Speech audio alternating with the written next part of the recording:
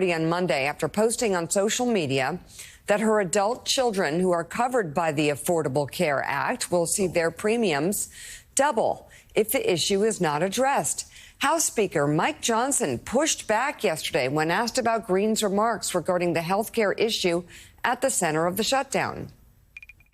Congresswoman Greene does not serve on the committees of jurisdiction that deal with those specialized issues, and she's probably not read in on some of that because they've still been sort of in their silos of the people who specialize in those issues.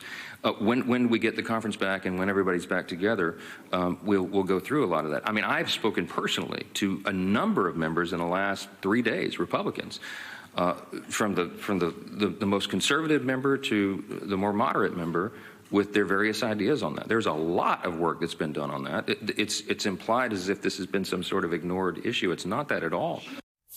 Well, then what is it? Greene fired back, claiming Johnson has not reached out to discuss her concerns. J. Mart, there's an accusation that the Republicans are using this for political leverage. What's the leverage of people having skyrocketing insurance premiums?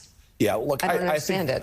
I think they want to fix the issue of the Obamacare premiums. They don't want to do it, though, in a way that is seen as sort of caving to Democratic demands. So there's this standoff, but it's a lot of theater.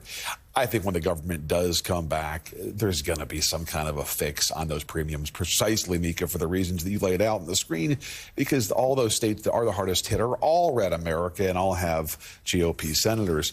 But what MTG did there was hand the Democrats a gift yesterday. Hand Republicans a gift because it shows the lack of unity in Republican ranks on the issue, and that obviously is a huge help to Democrats right now. Also, don't forget Trump yesterday saying we're not sure if folks are going to get back pay after all, which is devastating to federal employees who are counting on that back pay. Unbelievable. Military, too. A lot of them don't deserve it, he said, federal workers. Which is totally off message here. So I thought yesterday was to date one of the best political days for Democrats during the shutdown, because you have MTG breaking ranks on health care and then Trump doing his Trump thing, which is totally off message. Yeah, and not giving back pay, that would be illegal. Like, that would be illegal. Let's not gloss over that. Let's not gloss over that. And certainly to this point, the president has not followed through on their threats to the mass firings, the Ross vote firings. Again, there's questions about the legality of that either, but to this point, he's held that off. Ali Vitale,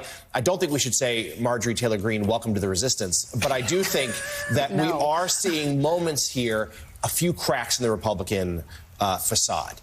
There's been reporting last night. I've talked to folks on the Hill, and I know you're so well sourced there, that there's a little bit of uneasiness that Trump, Thune, Johnson aren't totally singing from the same hymn book anymore in terms of how to do this. And mostly it's because the Democrats, the pressure they're putting in on health care, on these subsidies, seems to be working.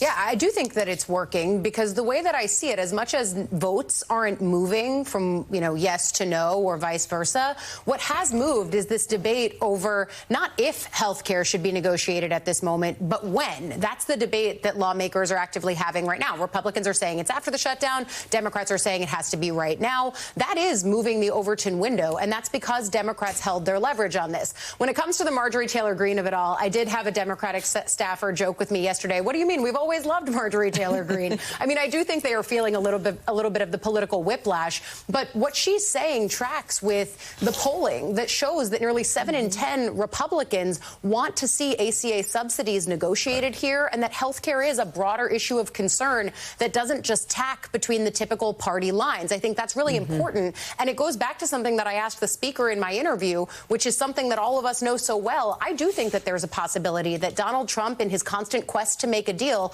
sees the political daylight on this more quickly than lawmakers on the Hill, and ultimately says, yeah, we're going to do a deal on this, and kind of sells them out. And so I asked the speaker, would you work against the president if he said, I want to do a deal on ACA subsidies? And of course, Johnson said, well, that's not really the question at hand right now, but it kind of sounds like it's getting to the point where it is. Yeah, which is why when...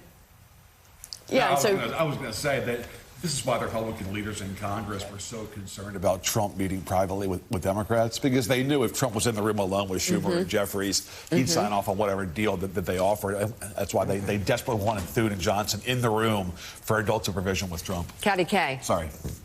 Yeah, no, but it gets also to this question of affordability, which is what the Democrats, whether it's in the New York mayoral race or around the country, know that they can run on. I think